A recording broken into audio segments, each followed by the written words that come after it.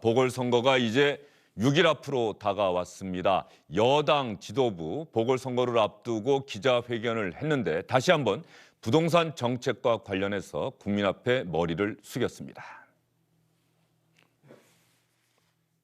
LH 사태를 계기로 불공정과 불평등을 심화시키는 생활적폐의 구조적 뿌리에는 개혁이 접근하지 못했다는 것을 뼈저리게 알게 되었습니다. 부동산 불패 신화 앞에 개혁은 무기력했습니다. 청년 세대의 마음도 제대로 헤아리지 못했습니다.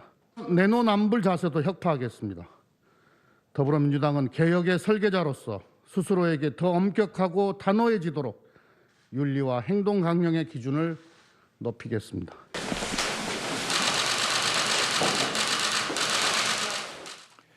어제 이낙연 전 대표에 이어서 김태년 원내대표, 대표 권한대행을 맡고 있는데 다시 한번 국민 앞에 연이틀 민주당 지도부가 사과한 겁니다. 부동산 정책과 관련해서.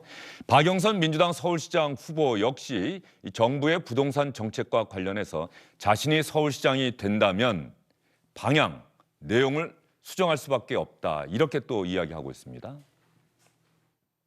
정체성은 좀 실패했다고 인정했다 이런 해석이 많은데 이에 대해서 동의하시는지 어떤 생각을 갖고 계신지. 정부가 저는 부동산 정책을 그렇게 잘했다고 생각하지 않습니다. 사회가 다양화되고 가구가 이제 다양하게 이렇게 세분화되는 그런 어떤 현상에 있어서의 정책이 조금 미흡했다고 할까요? 가구 수의 분화를 주택 공급량이 쫓아가지 못했던 현상, 그런 것들이 있었고요. 제가 서울시장이 되면 부동산 정책과 관련해서는 확실하게 달라질 거고요. 근데 민주당의 이런 태도를 보면 분명히 이번 선거의 최대 쟁점이 현 정부의 부동산 정책이다. 뭐 이거는 많은 분들이 생각하실 것 같은데 그러면서도 좀 헷갈려 하실 수도 있을 것 같아요. 지난해 그 부동산 임대차 3법인가요? 국회를 통과시켰을 때 또 매번 부동산 정책을 내놓을 때마다 이 정책이 국민이 원하는 방향이고 조금의 시간만 기다리면 효과가 나타날 것이다. 그런데 결국 국민 앞에 머리를 숙여서 사과한다. 이걸 어떻게 봐야 될까요? 그러니까 그만큼 부동산 문제가 풀기 어려운 부분이 있다라는 반증일 거고요. 어쨌든 선거 때 이제 조금 무능력했던 부분들, 정책의 정확한 어떤 핀포인트를 못했던 부분들에 대해서는 다시 한번 사과드리고 국민들의 마음을 조금 돌리기 위해서 최선의 노력을 다하겠다. 그런 자세를 익히는 것 같고요. 사과 자체를 폄훼할 필요는 없는 것 같아요. 네. 근데 다만 이제 사과 이후에 이제 이번 선거 결과가 어떻게 나오든지 간에 그러면 정말로 좀 숙고하고 제대로 된 정책 방향들 그런 부분들이 얼마만큼 꾸준히 나올 수 있느냐 이걸 가지고 진정성을 보면 되지 않을까 싶습니다. 네. 선거라고 하는 게 그런 면에서 참 의미가 있는 겁니다. 네. 그렇죠? 네. 힘을 가진 또 다수를 가진 여당이 국민 앞에 머리를 숙여서 사과한다. 선거가 아니라면 사실 저러기가 쉽지가 않은 상황인데요. 국민의힘은 어떻게 생각하고 있는지 김연아 위원께 질문드리기 전에 김종인 비대위원장이 여당 지도부의 이런 잇따른 부동산 정책에 대한 사과에 대한 생각을 밝혔습니다. 김종인 비대위원장의 이야기 한번 들어보시죠.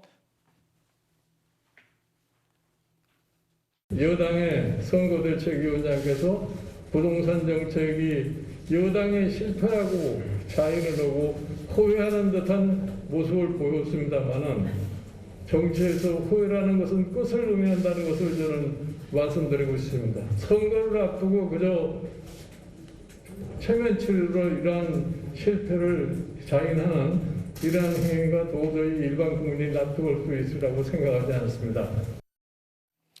김종인 비대위원장은 정치에서 후회는 끝이다 또 이렇게 이야기를 하는데 국민이 납득하지 못할 것이다. 국민의힘은 뭐 그렇게 또 선거의 쟁점을 몰고 가는 거겠죠. 네, 근데 뭐 정치인의 한 사람으로서 아니라 부동산 정책에 관련해서 관련했던 한 사람으로서 네. 좀 말씀을 드리자면 지금 문재인 정부의 부동산 정책에 대한 사과, 실패 인정은 사실 좀 진정성이 묻어나지 않습니다. 단순히 그게 부동산 정책뿐만이 아니라 지금 이제 서울시장 보궐선거를 하게 되는 박원순 시장의 성추행과 관련해서도 사과도 굉장히 늦었고 진정된 마음도 보이지 않았는데 그 사과 이후에 어떤 책임지는 모습을 보였냐라고 보면 사실은 아무것도 찾아볼 수가 없었습니다. 지금도 이렇게 지지율이 낮아지고 또 여론조사에서 밀리지 않는다라고 하면 과연 사과를 했었을까라고 보고 또 사과를 한다면 다음에 뭘 할 거냐.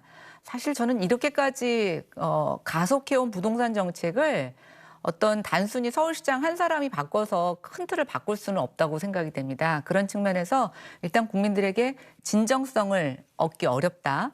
그다음에 이제 이런 정책을 막 무리하게 추진하는 과정 중에서 알고 봤더니 자기네들 일종의 정책을 입안하던 사람들, 청와대 정책실장, 여당의 임대차 3법을 추진했던 위원들이 다 내로남불식 위선행위를 하고 있다는 게 또 이번에 갑자기 드러났습니다. 저는 국민들이 쉽게 마음을 돌리기 어려울 거라고 보고 결국은 신뢰의 실종이 지금 이 문재인 부동산 정부의 부동산 정책에 있어서 추인 동력을 가장 떨어뜨리는 원인이 된다고 저는 판단이 됩니다. 예. 내 집이 없어도 살아갈 수 있는 세상을 만들겠다.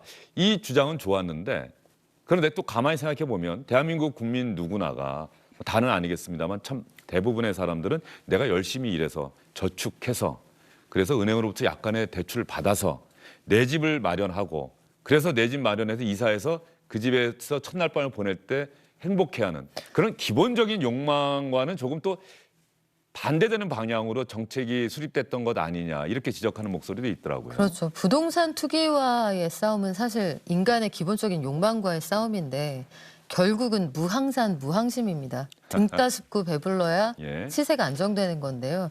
이게 하루아침에 될 것 같으면 기원전 철학자들이 중국에서 왜 무항산 무항심을 외쳤겠으며 마키아벨리가 왜 군주론에서 등 따숩고 배부르게 하는 데에서 정치 안정이 시작된다고 했겠습니까? 그러니까 치세의 기본은 어느 정도의 아주 기본적인 시장 논리를 인정을 하면서 크게 반칙하는 사람들한테 휘슬을 불어주는 거 그게 정부의 역할인데 참 안타까운 게 뭐 작년 재작년에도 거듭해서 말씀을 드렸습니다만 부동산이 서울 강남에만 있는 것도 아니고요. 정부는 플레이어 말고 심판 역할을 해야 하는데 어느 틈엔가 정부가 12번째 선수가 돼서 필드에서 같이 뛰고 있더란 말이죠. 그러니까 이렇게 되면 시장이 왜곡될 수 있다는 걸 이번에 뭐 거듭된 사고로 얘기하고 있습니다만 국민들의 마음을 얼마나 돌릴 수 있을 거냐 이거는 좀 지켜봐야겠습니다.